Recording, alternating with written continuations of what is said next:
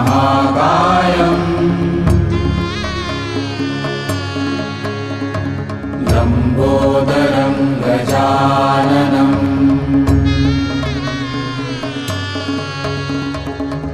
विघ्ननाशकरं देवम् हेरम्बं प्रणमाम्यहम्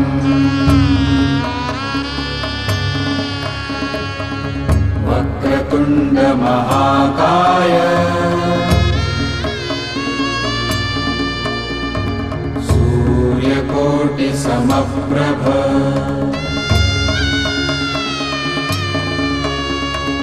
निर्विघ्नं कुरु मे देव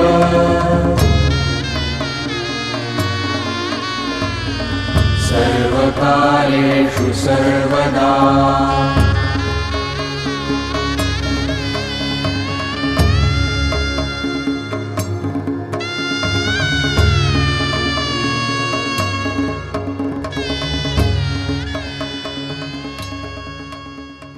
ओम कृष्णेन रजसा वर्धमानो निवेशयन् मृतन् चाहेण सविता रथेना देवो जाति भुवन निपसन्न्या। ओम देहे सदा सर्वमण्डलवर्ती नारायणः सरसजा सन्नविष्टः केयूरवाणवक्रकुण्डलवान् क्रीडी हारेण्यमय वभूधृत संचक्र आदित्यस्य नमस्कारं कुर्वन्ति दिने दिने जन्मान्तर सहस्रेषु दारिद्र्यं नोपजायते। ओम ये सूर्य सहस्रांत गायत्री का जप करें न होठ चले न जीभ चले मानसिक जाप अनुकंपमां भक्ताग्रहणार्घं दिवाकरा। भगवान भास्कराय नमः। ओम मित्राय नमः। ओम रवे नमः। ओम सूर्याय नमः।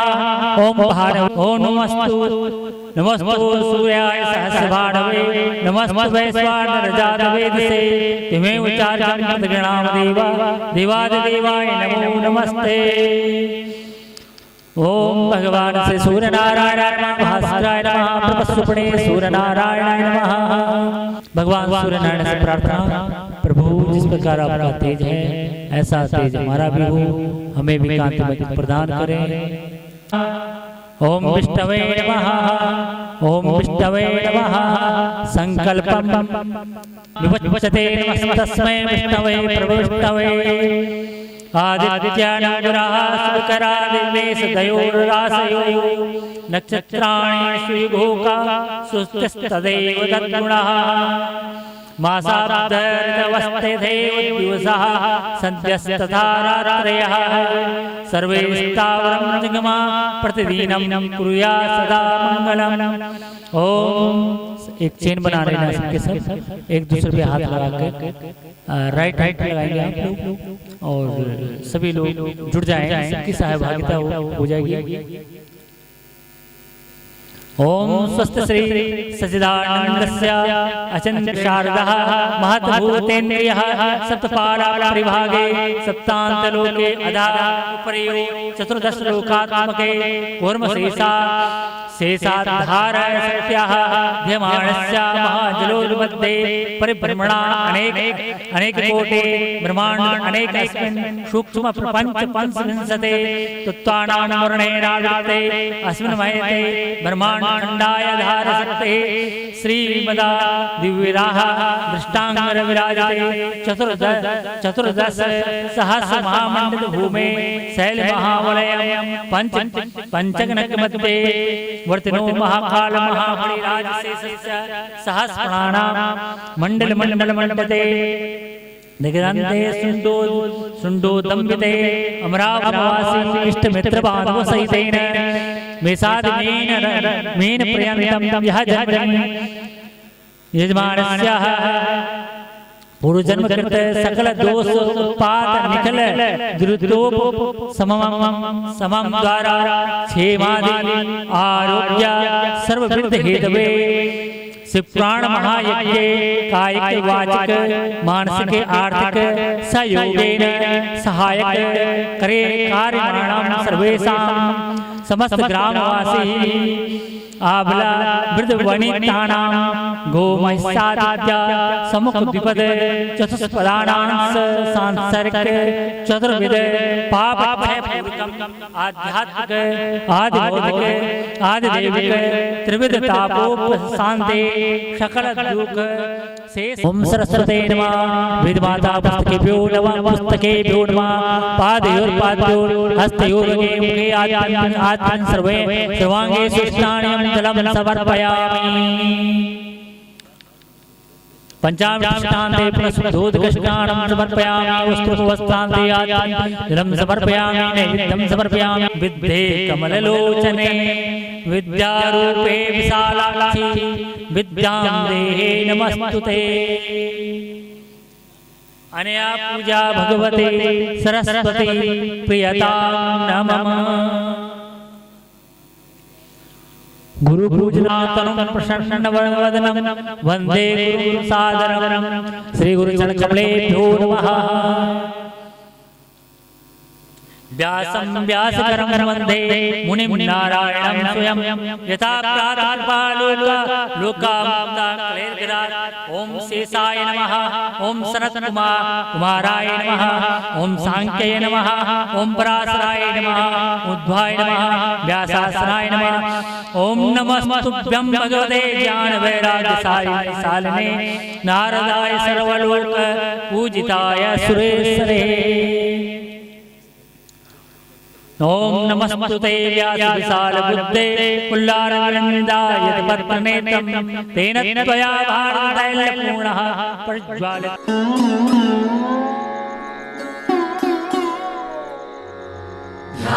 ध्यायेन्नित्यं महेशं रजतगिरिनिभं चारुचन्द्रावतंसं नाकल्पोज्ज्वलाङ्गं परशुमृगवराभीतिहस्तं प्रसन्नम्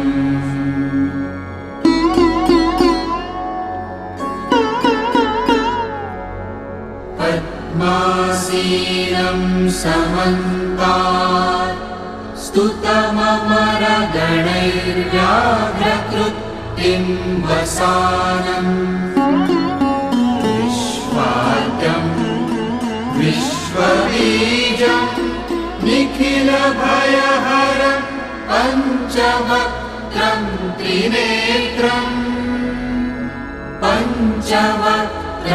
त्रिनेत्रं ध्यायेन्नित्यं महेशम्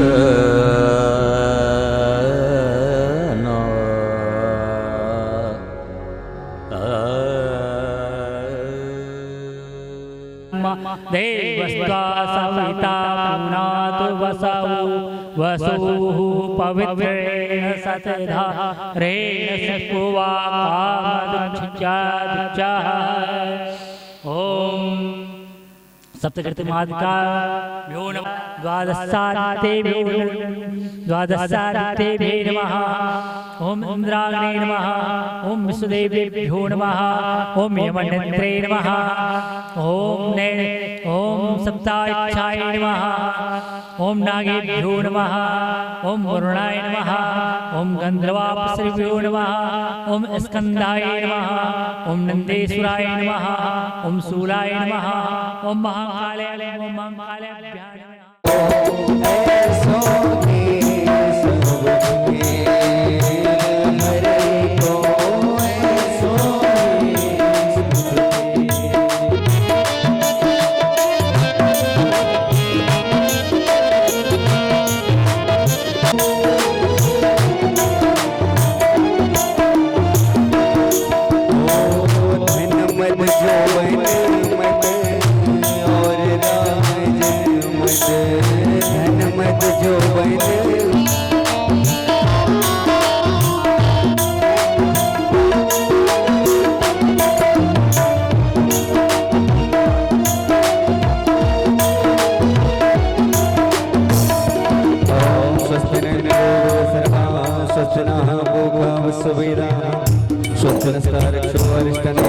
स्वस्तिनो बृहस्पतिर्दधातु नमोस्तुते व्यासविशालबुद्धे फुल्लारविन्दाय लपत्तनिर्मिते श्री भागवत महापुराण की जय।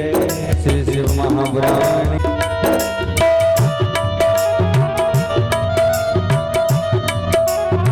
श्री हरिदास यह जग जानो कर रे हरिदास। श्री ओम व्यासाय विष्णुरूपाय व्यासरूपाय विष्णवे नमो वै ब्रह्मणे। हरि हरि हरि हरि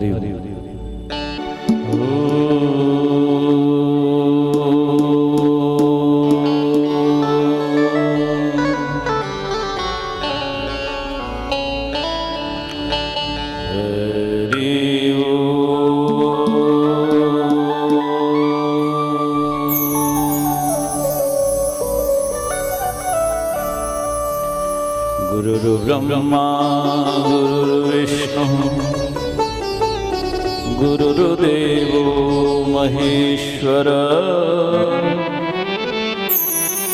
गुरुर्साक्षात् परब्रह्म तस्मै श्री गुरुवे नमः।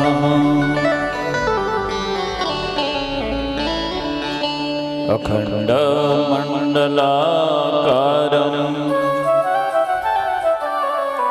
व्याप्तं येन चराचरं तत्पदं दर्शितं येन तस्मै श्री गुरुवे नमः। ध्यानमूलं गुरुर्मूर्ति पूजामूलं गुरुर्पदम् मंत्रमूलं गुरुर्वाक्यं मोक्षमूलं गुरुर्कृपा। मूलो निन्दभुजङ्गराजसदृशीं यान्तीं सुषुम्नान्तरम् भित्त्वाधारसमूहमासु विलसत् सौदामिनी सन्निभाम्।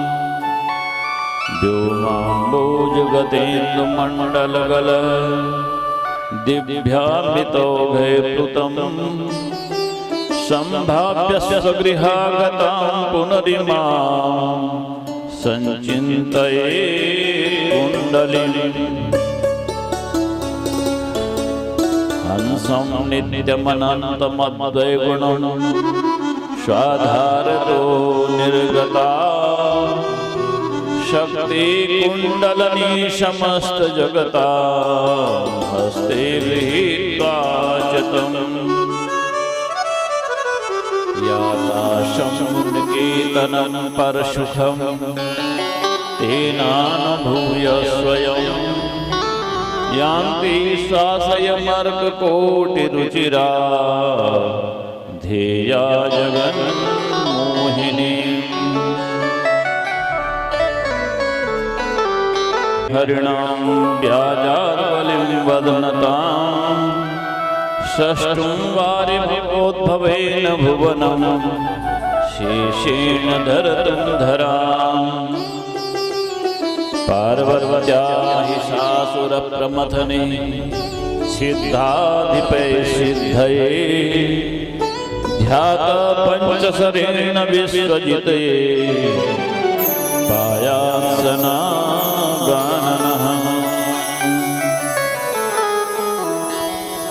एकदन्तमहाकायः लम्बोदरगजाननं विघ्ननाशकरं देवं हेरम्बं प्रणमाम्यहम्।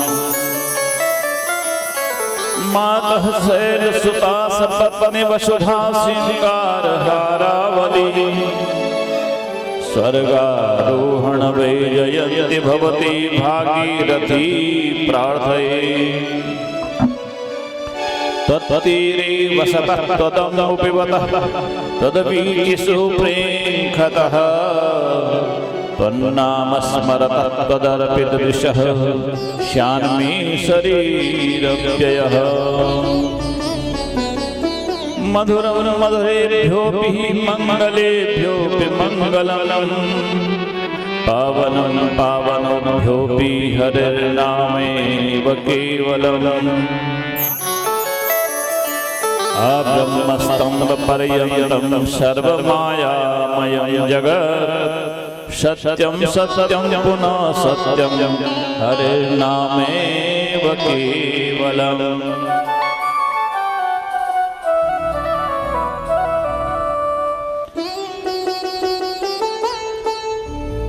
विश्वासेनैव विश्वासः कदा रुद्धो भविष्यति कीर्तनीयमतो बाल्यात् हरिर्नामेव केवलम्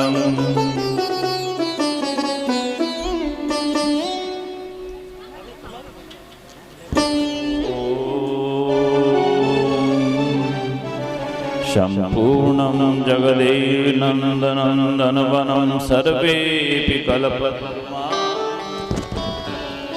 गांगं वारि समस्तवारि निभा पुण्या समस्ता क्रियः वाचः प्राकृति संस्कृता श्रुतिशिरो वाराणसी मीदनी संवेदीतिरहस्य वस्तु विषया दिष्टे परब्रह्मणिः ओमुद्येकाक्षर ब्रह्मन् व्याहरन् मामनुस्मरन् य प्रयाति त्यजन् देह स याति परमां गतिम्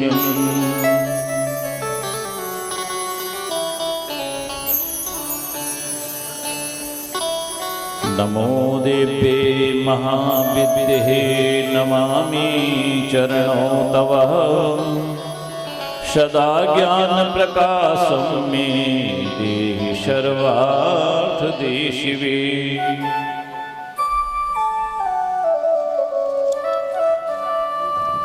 सर्वाधिष्ठान रूपाय कूटस्थाय नमो नमः अर्थमात्रार्थभूताय विल्लेखाय नमो नमः सृजसि पासि जगदम्बिके स्वकलया कियदिच्छसि नाशितुम् रमयसे स्वपतिर्पुरुषं सदा तव गतिर्नहि वदद्विद्म वयं शिवे सच्चिदानन्दरूपिणे संसारारणये नमः पंचकृत्य विधात्रे ते भुवनेशे नमो नमः बोलो जगन्माता जगदम्बे भवानी की बोलो भक्तवत्सल भगवान की बोलो शंकर भगवान की बोलो शिव महापुराण की बोलो गंगा मैया की बोलो केदारनाथ भगवान की बोलो बद्रीनाथ भगवान की बोलो सब ग्रंथन की सब पुराणन की सब वेदन की सब तीर्थन की बोलो जगत माता जगदम्बे भवानी की बोलो भारत माता की ओम नमः पार्वती पते हर हर महादेव शंभो बोलो वेदव्यास भगवान की जय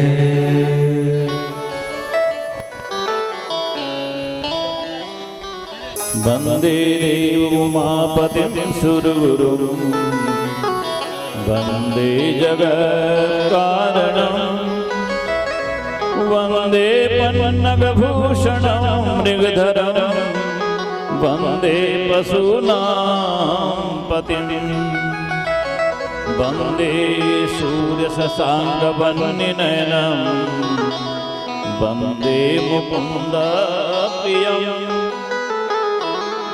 वन्दे भक्त जनाश्रयं च वरदं वन्दे शिवं शंकरम्।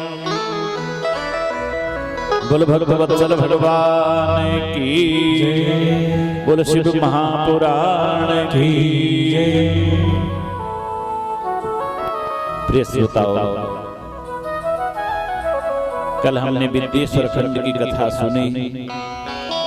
अब दूसरा जो खंड है, जिसको दूसरी जो संहिता है रुद्र संहिता, कल विद्येश्वर संहिता और आज से रुद्र संहिता प्रारंभ होने जा रही है।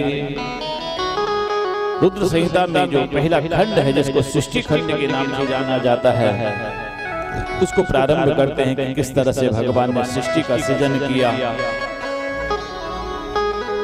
और किस तरह से उसका विस्तार किया, किस तरह से पालन किया, किस तरह से फिर संग्रहण करते हैं।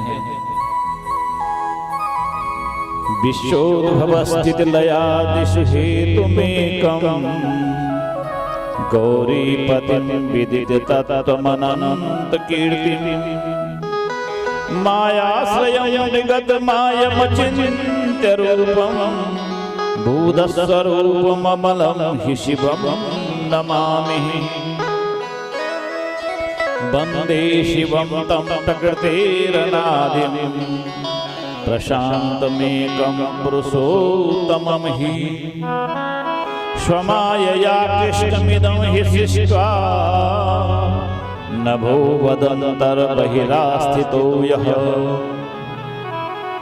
वन्देऽन्तरस्थं निजगूढरूपं शिवं स्वतः षष्ठभिदं विचष्टे जगन्ति नित्यं परितो भ्रमन्ति यत् सन्निधौ चुम्बकलोहवत्तम्।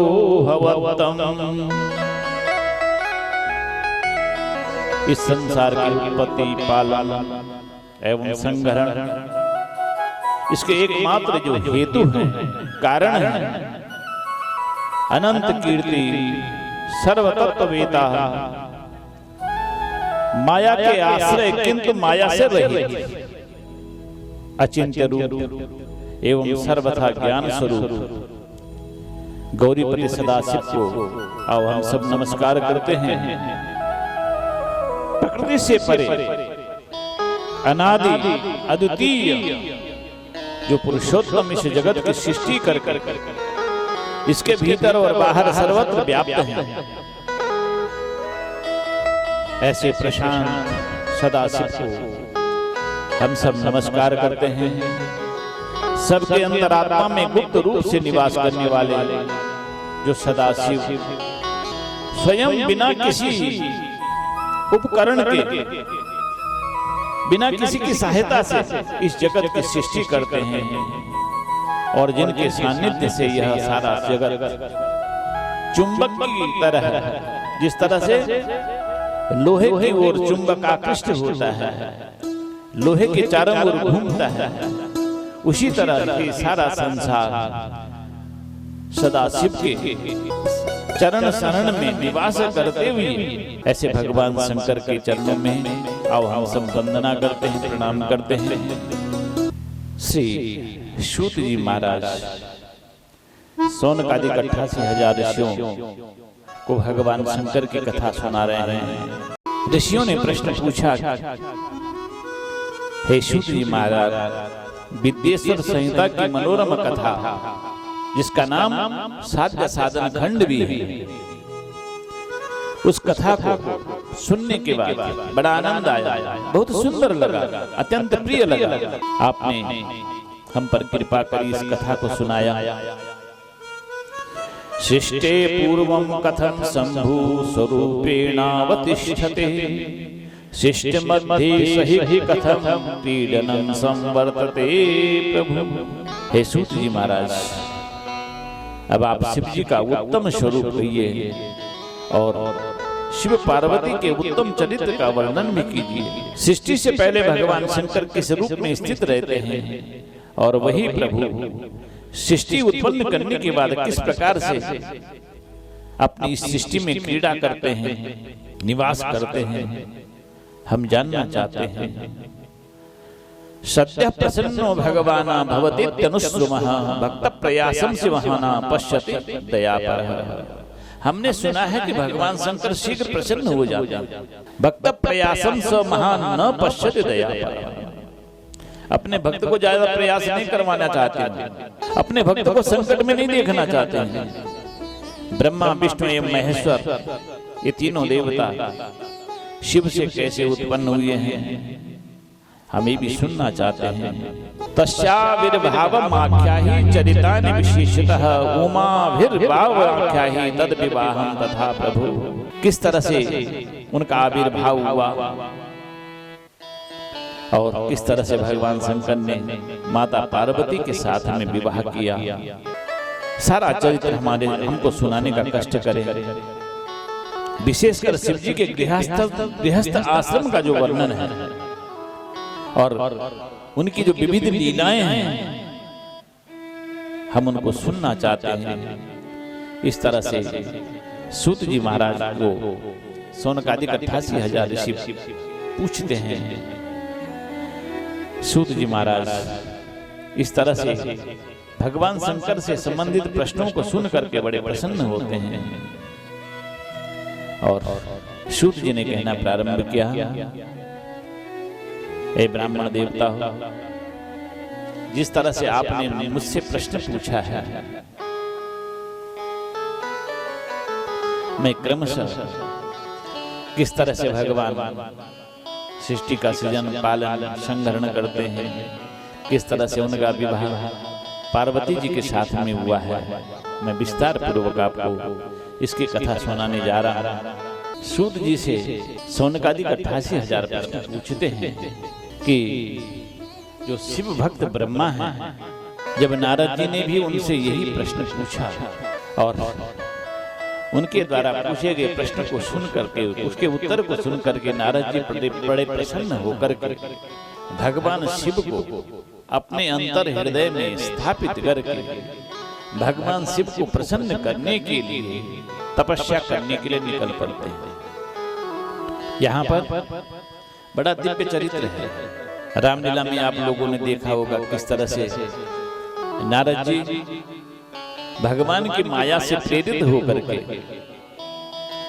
शील निधि राजा की पुत्री, जिसको कहीं तो विश्वमोहिनी के नाम से जाना जाता है और कहीं श्रीमती के नाम से जाना जाता है। शिव पुराण में श्रीमती के नाम से उनका वर्णन है। नारद जी महाराज तपस्या करने के लिए निकल पड़ते हैं। एकस्मिन् समये विप्रः नारदो मुनिषत्तमः ब्रह्मपुत्रो विनीतात्मा तपोर्थं मन आदधे हिमशैल गुहा काश्चिद् एका परमशोभना यत् समीपे सुरनदी सदा बहति वेगतः तत्राश्रमो महादिव्यो नाना शोभा समन्वितः तपोर्थं स ययो तत्र नारदो दिव्य दर्शनः तम दृष्ट्वा मुनिशार्दूलस्तपेत सुचिरं तपः बद्धासनं दृढं मौनी प्राणानायाम्य शुद्धति चक्रे मुनि समाधिं तमहं ब्रह्मेति यत्र विज्ञानं भवति ब्रह्म साक्षात्कारं करं द्विजः। कहते हैं कि एक समय में मुनि श्रेष्ठ नारद जी ने तपस्या करने के विचार से हिमालय पर्वत में प्रवेश किया, जहाँ एक मनोरम गुफा थी। उस गुफा के निकट देवनदी गंगा जी बड़े वेग से बहती थी। वहीं पर अनेक प्रकार के सुंदर सुंदर दिव्य आश्रम थे। उन दिव्य आश्रमों में बड़े बड़े तपस्वी तपस्या करते थे। देवर्षि नारद तपस्या के लिए उन्हीं आश्रमों में गए और वे वहां पर उस दिव्य आश्रम को देख करके उनका मन परमात्मा के चरणों में इतना ध्यानस्थ हुआ कि उन्होंने कई वर्षों तक भगवान की तपस्या की। रामचरितमानस में तुलसी बाबा ने बड़े सुंदर शब्दों में इस लीला का वर्णन किया है। आज दक्ष का जो श्राप था नारद जी को कि 2.5 घड़ी से ज्यादा तुम कहीं पर बैठ नहीं पाओगे, आज वो श्राप भी काम नहीं कर पाया। इतना मन लगा उनका कि सहज उनकी समाधि लग गई और परमात्मा के चरणों का ध्यान करने लगे। मुनि गति देखी सुरेश डिराना, कामी ही बोल कीन सन्माना। सहित सहाय जाओ मन हेतु, चले वो हरि सिंहिया जलचर केतु। मुनि को तपस्या करते देख करके इंद्र महाराज घबरा गए और कामदेव को बुला करके सम्मान पूर्वक उसे कहते हैं कि ऐ कामदेव, तुम जाओ और किसी भी तरह से नारद जी की जो ये तपस्या है इसको भंग कर दो। काम कला कछु मुनि ही न व्यापी, निज भय डरहु मनोभव पापी। कामदेव ने जाकर के अपने जो 5 बाण हैं उनका प्रयोग नारद जी पर किया, लेकिन कामदेव का कोई भी हथियार काम नहीं कर पाया, मुनि को नहीं डिगा पाए और कामदेव हार करके वापस इंद्र के पास आता है और कहता है, महाराज मैं तो असहाय हो गया हूं, मैं हार गया हूं, मैं नारद को तपस्या से विरत नहीं कर पाया। सहित सहाय सभीत यति, मानिहारी मन में, गए से जाए मुनि चरण तब, कही सुठी आत बैन। तब इंद्र महाराज जाकर के नारद जी से क्षमा मांगते हैं और नारद जी से कहते हैं, महाराज मुझे क्षमा कर दो। अब इधर नारद जी ने जब देखा कि मैंने कामदेव को जीत लिया है, उनके अंदर अहंकार की जागृति हो जाती है और सीधा उठ करके पहुंचते हैं भगवान शंकर के पास। और शंकर भगवान के पास जाकर के उन्होंने मार चरित शंकर ही सुनाए, अति प्रिय जान महेश सिखाए, बार बार बिनव मुनि तो ही, जिम यह कथा सुनायहु मोहि, तिम हरि सुनावहु कबहु, चले वो प्रसंग दुरासौ तब। मार कहते हैं कामदेव के लिए, मार चरित शंकर ही सुनाए। जिस तरह से कामदेव को हराया, नारद जी ने जाकर के शंकर भगवान को सारी बात बता दी। भगवान शंकर ने कहा, ऐ नारद तू मेरा प्रिय है, इसलिए मैं तुझको बार बार समझा रहा हूं कि जिस तरह से तू मुझसे काम विजय के बारे में कह रहा है, ऐसी बात कभी भी भगवान विष्णु के पास जाकर के मत करना। चाहे कोई प्रसंग आ भी जाए तो किसी तरह से उस प्रसंग को इधर उधर हटा करके दूसरे प्रसंग को ले आना, लेकिन कभी भी इस चरित्र को भगवान विष्णु के पास मत कहना। अब नारद के अंदर तो अहंकार ने प्रवेश कर लिया था, उसको तो अहंकार आ गया था कि मैंने कामदेव को हरा दिया है। बस उसी अहंकार में डूब करके कामदेव ने वो नारद जी ने समझा कि शंभु शंकर भगवान मेरे इस काम विजय पर जलन कर रहे हैं, उनको जलन हो रही है, इसीलिए मुझको कहीं कहने के लिए रोक रहे हैं। लेकिन बेचारा नारद क्या समझे, शंभु दीन उपदेश हित नहीं नारद सुहान, भारद्वाज को तप सुनो हरि इच्छा बलवान। राम कीन चाहै सोहि होई, राम कीन चाहै सोहि होई, राम कीन चाहै सोहि होई, राम कीन चाहै सोहि होई।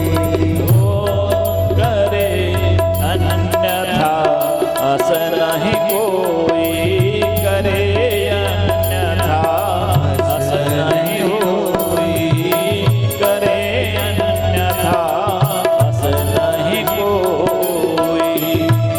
वही जो राम रच राखा, राम को जो करना होगा होगा वही।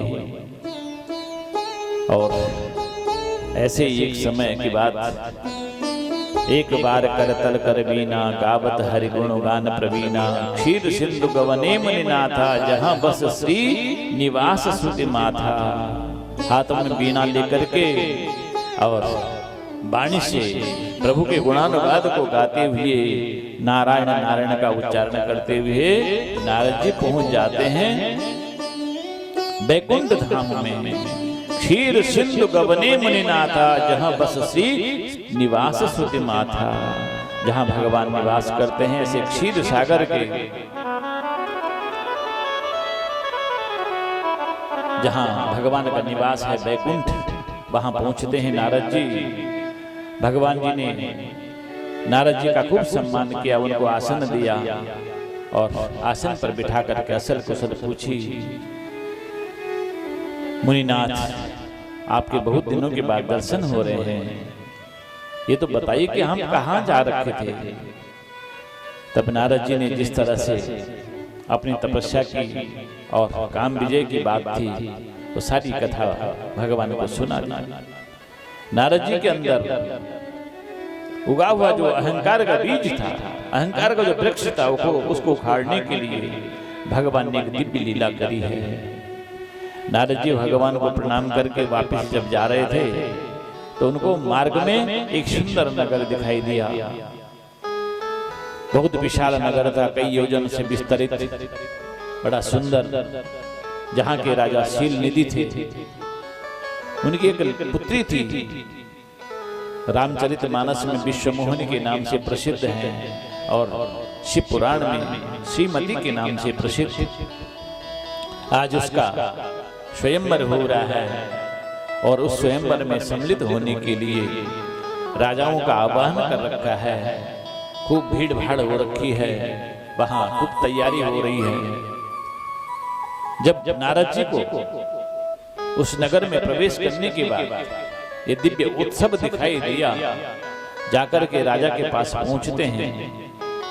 राजा उनका खूब सम्मान करते हैं और राजा ने राजकुमारी को नारद जी को दिखाते हुए कहा कि महाराज, आप इसका भाग्य फल बताइए कि इस राजकुमारी को कैसा वर मिलेगा।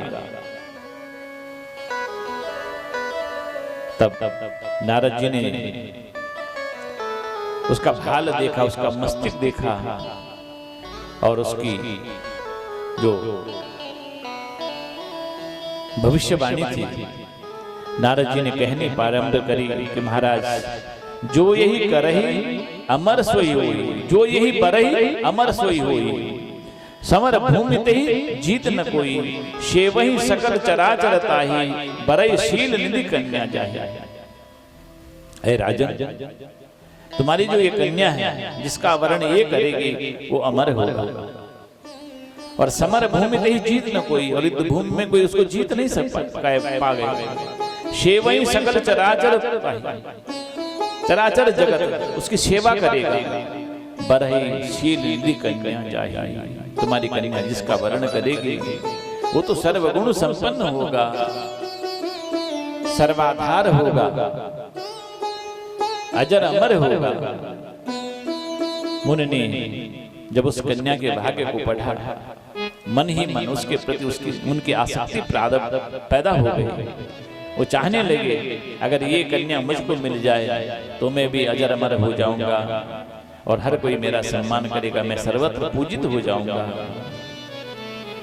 अब इस बात को लेकर के अब कौन मेरा कल्याण करेगा, और मेरे तो कल्याण निधि केवल एक ही है, मेरे आराध्य श्री विष्णु। मैं अपने परमात्मा की शरण में जाऊं, मेरे परमात्मा मुझको जरूर आशीर्वाद देंगे। इस बात को मन में विचार करके सुंदर रूप पाने के भाव से नारद जी उठ करके भगवान विष्णु की शरण में जाते हैं। जेहि विधि नाथ होई हित मोरा, करहु सो बेगी दास में तोरा। जाकर के भगवान से कहते हैं कि मानाथ, हे जगदीश्वर, ऐसा कोई उपाय कीजिए इससे मेरा कल्याण हो जाए। भगवान ने कहा, ये भी कोई बात है नारद? जेहि विधि होई परम हित, नारद सुनऊ तुमार, सोई हम करन आन कछु, बचन न मृषा हमार। नारद, मेरी वाणी कभी झूठ नहीं हो सकती है। जिस तरह से तुम्हारा कल्याण हो, परम हित हो, वही हम करेंगे। कुपथ मांग रुज व्याकुल रोगी, वैद न देई सुनहु निजोगी। कोई बीमार अगर वैद्य से कहे कि महाराज मेरी इच्छा ये चीज खाने की हो रही है और वो चीज उसके लिए नुकसानदायक हो, तो वैद्य कभी उसको नहीं देगा। वैद्य तो वही दवाई देगा जिससे उसको फायदा मिलेगा। उसी तरह से भगवान भी मन में विचार करते हैं कि किस तरह से मैं नारद का कल्याण करूं। उसके कल्याण के लिए भगवान ने नारद जी को दिव्य बानर का रूप दे दिया। लेकिन नारद जी को इस बात का पता नहीं चलता है कि उसको भगवान ने कौन सा रूप दे दिया। बड़ा विचित्र भाव।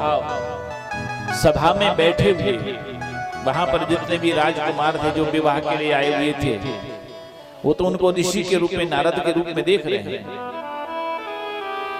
और केवल विश्वमोहिनी को बानर के रूप में दिखाई दे रहे हैं। वहां पर बैठे हुए ब्राह्मण के वेश में शंकर भगवान के जो गण हैं, वो नारद जी की अकुलाहट को देख करके मन ही मन मुस्कुरा रहे हैं। नारद जी की दशा को देख करके आपस में दोनों के दोनों चर्चा कर रहे हैं, एक दूसरे के साथ में नारद जी की मजाक उड़ा रहे हैं। इधर जब विश्वमोहिनी हाथ में माला लेकर के सभा मंडप में पहुंचती है, तो नारद जी की तरफ तो आई नहीं, क्योंकि उसने जब देखा कि वहां पर एक मरकट बैठा हुआ है, बंदर बैठा हुआ है, तो भयभीत होकर के, क्रोधित होकर के उधर नहीं आती है। और इधर उधर सभा के बीच में घूम करके जब कोई राजकुमार पसंद नहीं आया, अचानक उसकी दृष्टि वहां पर प्रकट हुई है भगवान नारायण। उनके गले में जयमाला डाल करके भगवान विश्वमोहिनी को लेकर के निकल पड़ते हैं। इधर जब विश्वमोहिनी को लेकर के भगवान निकल पड़े, तब रुद्र के दूतों ने भगवान शंकर के जो गण थे, उन्होंने नारद जी को कहा कि नारद जी आप जरा अपना प्रतिबिंब देखिए, मुख को देखिए कि आपको कौन सा रूप मिला हुआ है। जब जल में जाकर के अपनी परछाई देखी और देखा कि मुझको तो बानर का रूप मिला है। आज नारद जी बहुत क्रोधित होते हैं भगवान पर, और जाकर के सीधा वैकुंठ धाम में क्रोधित होकर के भगवान को खरी खोटी सुनाते हैं। कहते हैं असुर सुरा विष शंकर ही आप रमा मनिचार, स्वार्थ साधक कुटिल तुम सदा कपट व्यवहार। दैत्यों को तो तुमने समुद्र मंथन में सुरा पिला दी, मदिरा पान करवा दिया, शंकर भगवान को विष पिला दिया, अपने आप लक्ष्मी को लेकर के निकल आ गए, गले में कौस्तुभ माला भी धारण कर ली। या तो ऐसे स्वार्थी और कुटिल स्वभाव वाला आज तक तुमको कोई सही शिक्षक नहीं मिला है, तुमको शिक्षा देने वाला नहीं मिला है। लेकिन आज मैं तुमको सही ठिकाने लगाऊंगा, सही शिक्षा दूंगा कि किस तरह से किसके साथ में कैसा व्यवहार करना चाहिए। नारद जी क्रोधित होकर के भगवान विष्णु पर बरसते हैं। विष्णुवाक्यमिति श्रुत्वा नारदो गर्वतो मुनिः, स्ववृतं सर्वमाचष्ट शमदं मदमोहितः। बेचारे नारद जी भगवान शंकर की जो माया थी, उस माया से विमोहित थे।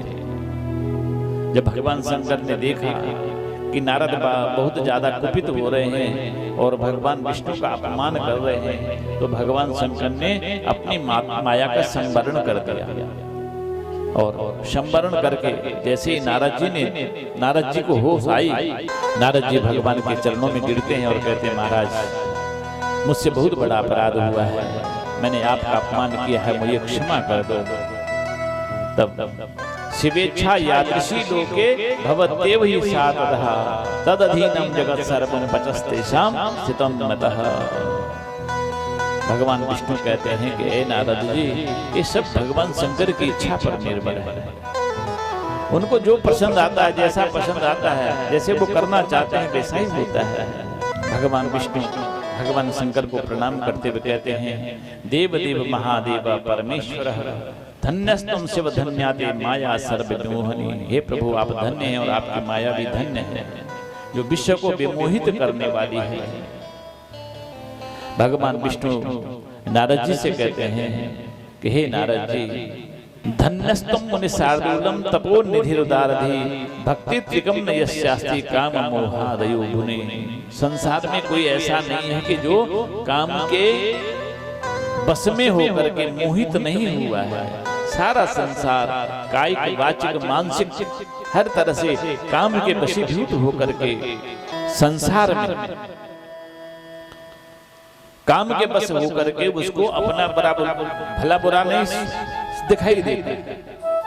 उसका भला बुरा भगवान शंकर की कृपा पर निर्भर है कि भगवान शंकर अगर उस पर कृपा करना चाहे तो उसका कल्याण हो सकता है। अन्यथा संसार में कोई प्राणी ऐसे नहीं है कि जो, इसीलिए तो उसको मार शब्द से संबोधित किया जाता है। वो सबको मारता है एक काम। नारद जी को समझाते हैं कि नारद जी अब अपने मन में ग्लानि मत करो। तब नारद जी कहते हैं कि महाराज किम प्रभाव स्मर स्वामी कृपा यदस्ते मयि इत्युक्ता हरिमानस्य यो याचिच को मुनि। यदि आपकी कृपा मेरे ऊपर है तो ये क्षुद्र कामदेव मेरा क्या बिगाड़ सकता है। ऐसा कहकर के पुनः विष्णु को प्रणाम करके अपने यथेष्ट स्थान को प्रस्थान करते हैं। बोलो शंकर भगवान की। उसके बाद नारद जी भगवान श्री शंकर के क्षेत्र उसका दर्शन करने के लिए काशी क्षेत्र में जाते हैं। कहते हैं कि काशी क्षेत्र में जाकर के मनुष्य के द्वारा मन वाणी कर्म से किया गया जो भी पाप है वहां जाने के बाद समाप्त हो जाता है। इसलिए नारद जी भी अपने द्वारा जिस तरह से उन्होंने भगवान विष्णु का अपराध किया था, अपमान किया था, उसके पाप से मुक्त होने के लिए काशी क्षेत्र में प्रवेश करते हैं।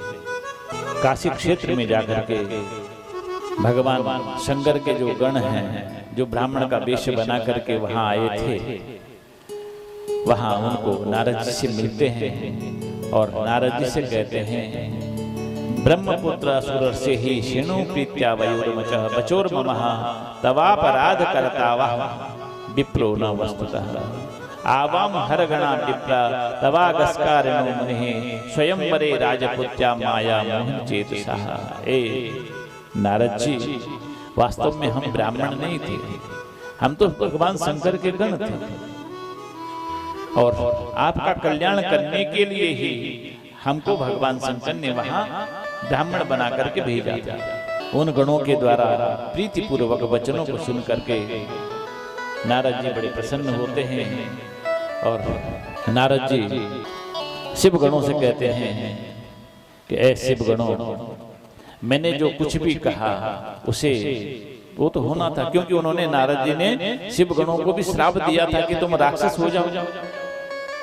तो कहते हैं कि मेरे इस अपराध को क्षमा कर दो, लेकिन अब तुमको राक्षस तो होना ही है, लेकिन तुम किसी श्रेष्ठ ब्राह्मण के घर में पुत्र बन करके आओ और भगवान तुम्हारा उद्धार करेंगे। तुम लोग जितेंद्रिय शिव भक्त तथा समस्त ब्रह्मांड के राजा बनोगे और शिव जी के दूसरे शरीर अर्थात महाविष्णु के द्वारा तुमको परम पद की प्राप्ति होगी। सूत जी कहते हैं कि नारद जी के इस प्रकार के वाक्य को सुन करके दोनों महादेव के गण परम प्रसन्न होकर के अपने स्थान पर चले जाते हैं और इधर नारद जी भगवान ब्रह्मा के पास जाकर के भगवान का जो शिव तत्व है उस शिव तत्व के विषय में प्रश्न पूछते हैं।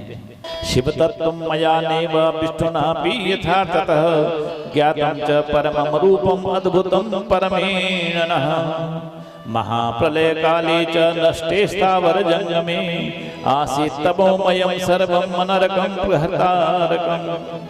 ब्रह्मा जी को पूछा जब नारद जी ने कि शिव तत्व क्या है, हम शिव तत्व को जानना चाहते हैं, तो ब्रह्मा जी ने कहा बेटा वास्तव में शिव तत्व को मैं भी नहीं जानता।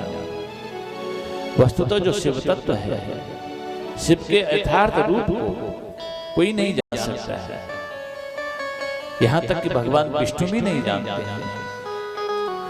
लेकिन यथामति यथा बुद्धि जो मुझको पता है मैं तुझको सुनाने जा रहा हूं। महाप्रलय काल में जब सभी स्थावर जंगम नष्ट हो गए थे, उस समय सर्वत्र अंधकार ही अंधकार था।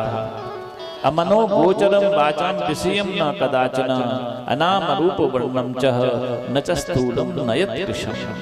कुछ भी नहीं था। अमनो गोचरम वाचाम विषयम न कदाचन, जो मन वाणी इंद्रियों के द्वारा भी दृष्टि गोचर नहीं होता है, जो नाम रूप तथा वर्ण से रहित है, जो स्थूल सूक्ष्म भी नहीं है। अभिधत्ते सचकितम मेदास्तीत श्रुति पुनः सत्यम ज्ञानम अनंतम च परानंदम परम महा। श्रुति कहते हैं वेदों के लिए। अभिधत्ते सचकितम मेदास्तीत श्रुति पुनः, वेद भी है इस पद के द्वारा जिसकी स्तुति करते हैं।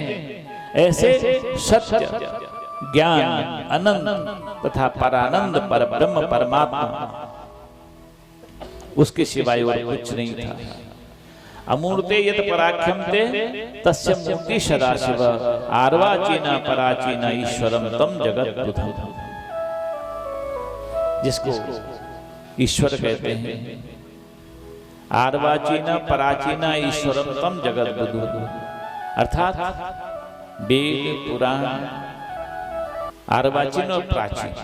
प्राचीन अर्थात वेद, आर्वाचीन अर्थात पुराण, जो केवल ईश्वर के नाम से जाने जाते हैं। ऐसे भगवान शिव के सिवाय और कुछ नहीं था। परह पुमान ईश्वर स शिव शंभुरनीश्वर शीर्षे मंदाकिनी धारी भालचंद्र त्रिलोचन पंचवक्त प्रसन्नात्मा दस बाहु त्रिशूलधिक कर्पूर गौर सुतो भस्मो धूलित विग्रह। इस अमूर्त सर्वव्यापक परम तत्व जिसको सदाशिव के नाम से जाना जाता है, जो स्वच्छंद हैं, सर्वत्र विचरण करने वाले हैं, उन्हीं शिव ने नित्य स्वरूपा आदि शक्ति जगन माता की सृष्टि की। और वही शिव अपनी शक्ति प्रकृति, जिसको सकलेश्वरी अंबिका त्रिदेव जननी मूल कारिणी अष्टभुजाधारिणी,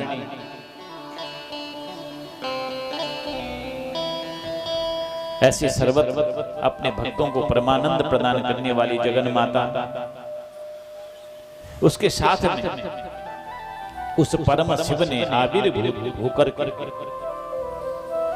जिन शिव के सिर पर चंद्रमा विराजमान है, जिनका तीसरा नेत्र त्रिलोचन है, जो 5 मुख हैं, 10 हाथ हैं, हाथ में जिनका त्रिशूल है, कर्पूर गौर सुसितो भस्मो धूलित विग्रह, कपूर के समान जिनका गौर वर्ण है, शरीर में जिनका भस्म लेप कर रखा है, ऐसे प्रसन्न चित्त भगवान उस काल स्वरूपी परब्रह्म ने अपनी शक्ति के द्वारा एक शिवलोक नामक क्षेत्र का निर्माण किया। सबसे पहले जब कुछ नहीं था तो उस परम तत्व ने अपनी माया शक्ति, जिसको जगदम्बिका कहते हैं, अष्टभुजाधारिणी है, जो आदि शक्ति है, उसके साथ में मिलकर के एक दिव्य लोक का निर्माण किया, जिसको शिवलोक के नाम से जाना जाता है। यही शिवलोक काशी के नाम से भी जाना जाता है। यही मुक्ति क्षेत्र है, अभिमुक्त क्षेत्र भी कहते हैं इसको। वह जो काशी क्षेत्र है, हे नारद, उस आनंद नामक दिव्य काशी क्षेत्र में शिव और शिवा दोनों के दोनों रमण करते हैं। और तदनंतर उस शक्ति से एक त्रैलोक्य सुंदर पुरुष उत्पन्न होता है, जो शांत सत्य गुण संपन्न एवं गंभीर, जिसका श्याम वर्ण है। ऐसे उस दिव्य पीत वर्णधारी, पीत वर्ण उत्तरीय को धारण करने वाले, पीतांबर वस्त्र को धारण करने वाले, विशाल वक्षस्थल और विशाल भुजाओं को धारण करने वाले अजय जो पुरुष है, परमेश्वर है, जिसको विष्णु भी कहते हैं, उस पुत्र को उस आदिदेव महादेव ने जन्म दिया। और तन्नाभि पंकजादाविर्भावयामास लीलया, वही जो नारायण देव है, उस नारायण देव ने उस अथाह जो जल राशि थी, उस जल राशि में शयन किया। उस जल में शयन करते हुए उस नारायण के नाभि से एक कमल प्रकट होता है। तन्नाभि पंकजादाविर्भाव माया सलीलया, उस नारायण के नाभि से एक कमल की उत्पत्ति होती है। और उसी कमल नाल में ददा वापी समुत्पन्ना तपेति पदयाशुभा शिवेच्छया पराद्युम्नो मोह विध्वंस नेमि। प्राकारांत में कुछ समय के बाद उस कमल में मेरी उत्पत्ति हुई। ब्रह्मा जी नारद जी को सृष्टि की उत्पत्ति की कथा सुना रहे हैं कि सबसे पहले कुछ नहीं था, सर्वत्र अंधकार था, केवल वही आदि पुरुष देवादिदेव महादेव थे, जिन्होंने अपनी प्रकृति आद्या शक्ति अष्टभुजा धारणी जगन माता के साथ में मिलकर के एक दिव्य क्षेत्र का निर्माण किया, जिसको काशी कहते हैं। उसी काशी क्षेत्र में दोनों आदि शक्ति रमण करते हैं और रमण करने के बाद एक दिव्य पुत्र को उत्पन्न करते हैं, जिसका नाम विष्णु होता है। वही आदि विष्णु उस अथाह जल राशि में शयन करते हैं। शयन करते हुए उस आदि पुरुष के नाभि से कमल पैदा होता है, उस कमल में मेरा जन्म होता है। अब जब मेरा जन्म हुआ तो मैंने जानने की चेष्टा करी कि मैं कहाँ आ गया, मैं कहाँ से आया, आखिर कहीं ना कहीं तो मेरा आधार होगा। और उस आधार की ढूंढ में मैं उस कमल नाल को पकड़ करके नीचे उतरने लगा। इत्थम तद्वृक्ष तदब्ज नाला नाड़ी भिरंतर जलमा विवेश नारवागतस्तत खरनाल नाल नाभि विजन्मन तद बिंदु ताजा। 100 वर्ष व्यतीत हो गए, लेकिन मैं उस कमल नाल की जड़ को नहीं ढूंढ पाया। वापिस आकर के फिर उसी कमल में स्थापित हो गया, स्थित हो गया। उस समय परम कल्याण कारिणी आकाशवाणी हुई कि हे ब्रह्मन, तुम तप करो। तदा पाणी समुत्पन्ना तपेति परमा शुभा शिवेच्छया परा व्योमनि मोह विध्वंसनि मुनि। हे महामुनि, उस आकाशवाणी को सुनकर के मेरा मोह नष्ट हो जाता है। और तदनंतर उस आकाशवाणी को सुनकर के पिता के दर्शन की लालसा से मैंने 12 वर्ष तक तपस्या करी। तदा हि भगवान विष्णु चतुर्बाहु सुलोचन मय्येवानुग्रहं करतुं दुतं आविर्बभूवः। हे नारद, उसी समय भगवान विष्णु 4 भुजाओं से एवं मनोहर नेत्रों से युक्त होकर के मेरे ऊपर अनुग्रह करने की इच्छा से शीघ्र प्रकट हो जाते हैं। शंख चक्रायुध करो गदा पद्मधर परः घन श्यामल सर्वांग पीतांबर धर परः। जिनका दिव्य स्वरूप है भगवान का, सशंख चक्रम सकिरीट कुंडलम सपीत वस्त्रम सरसीरुहिक्षम सहार वक्षस्तर कौस्तुभस्यम नमामि विष्णु शिरसा चतुर्भुजम। बोलो लक्ष्मी नारायण भगवान की। वे अपने हाथों में शंख चक्र गदा एवं पद्म को धारण किए हुए हैं। उनके शरीर का वर्ण मेघ के समान श्याम वर्ण था। वे पीतांबर पहने हुए थे। वे मुकुट आदि महान आभूषणों से एवं प्रसन्नचित्त थे। करोड़ों कामदेव के समान कमनीय कांति वाले उस विष्णु को मैंने मोहित होकर के देखा। उस सुंदर रूप को देखते ही मैं आश्चर्यचकित हो गया। वे भगवान वो जो लीला पुरुष हैं, अपनी आभा से